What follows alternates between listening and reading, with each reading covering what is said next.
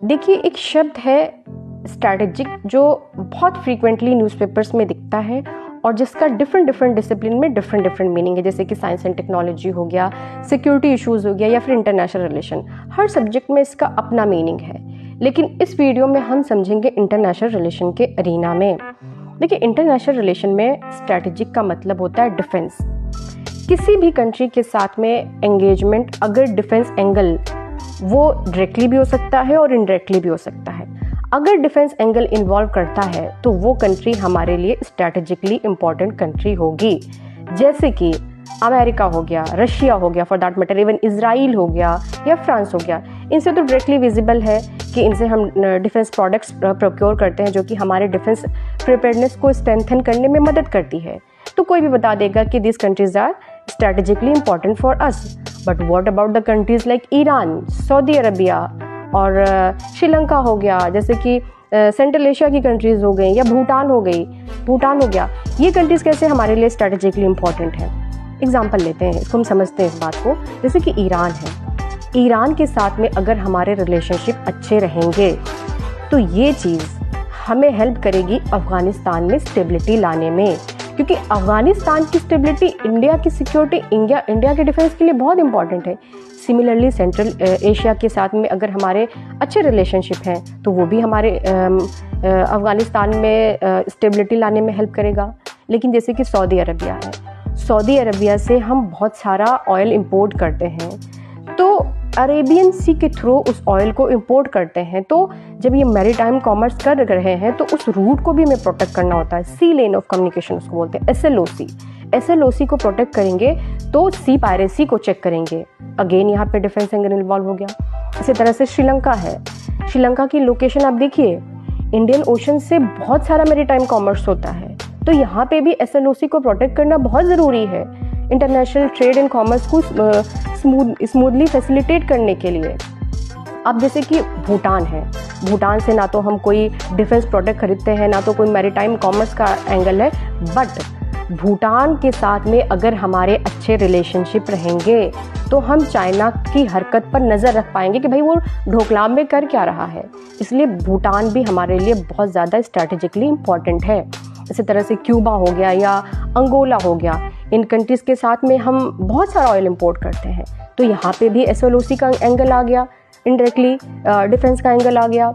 लेकिन कंट्री है जैसे कि DRC है, डेमोक्रेटिक रिपब्लिक ऑफ कॉन्गो, ये इस कंट्री के साथ में हमारा ऐसा नहीं है कि हम कोई बहुत सारा ऑयल या कुछ इंपोर्ट कर रहे हैं, यहाँ पे कोई डिफेंस एंगल इन्वॉल्व नहीं है। तो DRC के साथ में हमारा जस्ट बायलैटरल रिलेशनशिप है, क्योंकि इंटरनेशनल रिलेशन में bilateral most simplest form of the engagement होता है।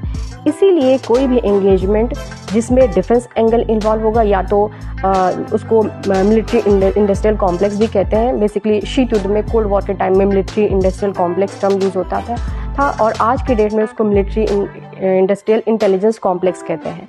तो कोई भी एंगेजमेंट जो कि डिफेंस या फिर मिलिट्री इंडस्ट्रियल कॉम्प्लेक्स या military industrial intelligence complex involve करता है तो वो कंट्री हमारे लिए बायलैटरली स्ट्रैटेजिकली इम्पॉर्टेंट कंट्री होती है। तो आई होप आपको ये कॉन्सेप्ट इस वीडियो के थ्रू समझ आया और अगली बार से हम बहुत ही केयरफुली इस टर्म का इस्तेमाल करेंगे। Thank you so much. देखिए, एक शब्द है स्ट्रैटेजिक जो बहुत फ्रीक्वेंटली न्यूज़पेपर्स में दिखता है और जिसका डिफरेंट डिसिप्लिन में डिफरेंट मीनिंग है, जैसे कि साइंस एंड टेक्नोलॉजी हो गया, सिक्योरिटी इश्यूज हो गया या फिर इंटरनेशनल रिलेशन। हर सब्जेक्ट में इसका अपना मीनिंग है, लेकिन इस वीडियो में हम समझेंगे इंटरनेशनल रिलेशन के अरीना में। देखिए, इंटरनेशनल रिलेशन में स्ट्रैटेजिक का मतलब होता है डिफेंस। किसी भी कंट्री के साथ में एंगेजमेंट अगर डिफेंस एंगल वो डायरेक्टली भी हो सकता है और इनडायरेक्टली भी हो सकता है। अगर डिफेंस एंगल इन्वॉल्व करता है तो वो कंट्री हमारे लिए स्ट्रैटेजिकली इम्पॉर्टेंट कंट्री होगी, जैसे कि अमेरिका हो गया, रशिया हो गया, for that matter even Israel हो गया या फ्रांस हो गया। इनसे तो डायरेक्टली विजिबल है कि इनसे हम डिफेंस प्रोडक्ट्स प्रोक्योर करते हैं जो कि हमारे डिफेंस प्रिपेयर्डनेस को स्ट्रेंथन करने में मदद करती है। तो कोई भी बता देगा कि this countries are strategically important for us. But what about the countries like Iran, Saudi Arabia और श्रीलंका हो गया, जैसे कि सेंट्रल एशिया की कंट्रीज हो गई या भूटान हो गया। ये कंट्रीज कैसे हमारे लिए स्ट्रैटेजिकली इंपॉर्टेंट है? एग्जाम्पल लेते हैं, इसको हम समझते हैं इस बात को। जैसे कि ईरान है, ईरान के साथ में अगर हमारे रिलेशनशिप अच्छे रहेंगे तो ये चीज़ हमें हेल्प करेगी अफ़गानिस्तान में स्टेबिलिटी लाने में, क्योंकि अफ़गानिस्तान की स्टेबिलिटी इंडिया की सिक्योरिटी, इंडिया के डिफेंस के लिए बहुत इंपॉर्टेंट है।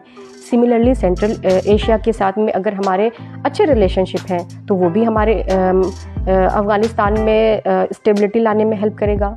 लेकिन जैसे कि सऊदी अरबिया है, सऊदी अरबिया से हम बहुत सारा ऑयल इंपोर्ट करते हैं, तो अरेबियन सी के थ्रू उस ऑयल को इंपोर्ट करते हैं। तो जब ये मैरीटाइम कॉमर्स कर रहे हैं तो उस रूट को भी हमें प्रोटेक्ट करना होता है। सी लेन ऑफ कम्युनिकेशन उसको बोलते हैं, SLOC को प्रोटेक्ट करेंगे तो सी पायरेसी को चेक करेंगे।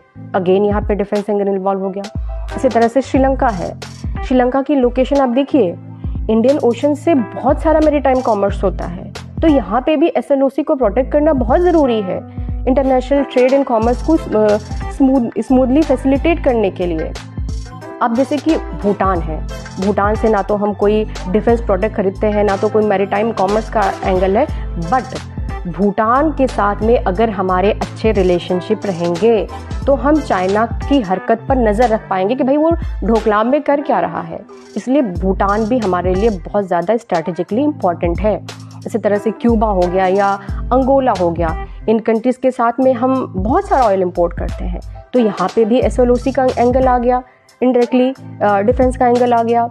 लेकिन कंट्री है जैसे कि DRC है, डेमोक्रेटिक रिपब्लिक ऑफ कॉन्गो, ये इस कंट्री के साथ में हमारा ऐसा नहीं है कि हम कोई बहुत सारा ऑयल या कुछ इंपोर्ट कर रहे हैं, यहाँ पे कोई डिफेंस एंगल इन्वॉल्व नहीं है। तो DRC के साथ में हमारा जस्ट बायलैटरल रिलेशनशिप है, क्योंकि इंटरनेशनल रिलेशन में bilateral most simplest form of the engagement होता है। इसीलिए कोई भी एंगेजमेंट जिसमें डिफेंस एंगल इन्वॉल्व होगा, या तो उसको मिलिट्री इंडस्ट्रियल कॉम्प्लेक्स भी कहते हैं। बेसिकली शीत युद्ध में, कोल्ड वॉर के टाइम में military industrial complex term use होता था और आज के डेट में उसको मिलिट्री इंडस्ट्रियल इंटेलिजेंस कॉम्प्लेक्स कहते हैं। तो कोई भी एंगेजमेंट जो कि डिफेंस या फिर मिलिट्री इंडस्ट्रियल कॉम्प्लेक्स या military industrial intelligence complex involve करता है, तो वो कंट्री हमारे लिए बायलैटरली स्ट्रैटेजिकली इम्पॉर्टेंट कंट्री होती है। तो आई होप आपको ये कॉन्सेप्ट इस वीडियो के थ्रू समझ आया और अगली बार से हम बहुत ही केयरफुली इस टर्म का इस्तेमाल करेंगे। Thank you so much.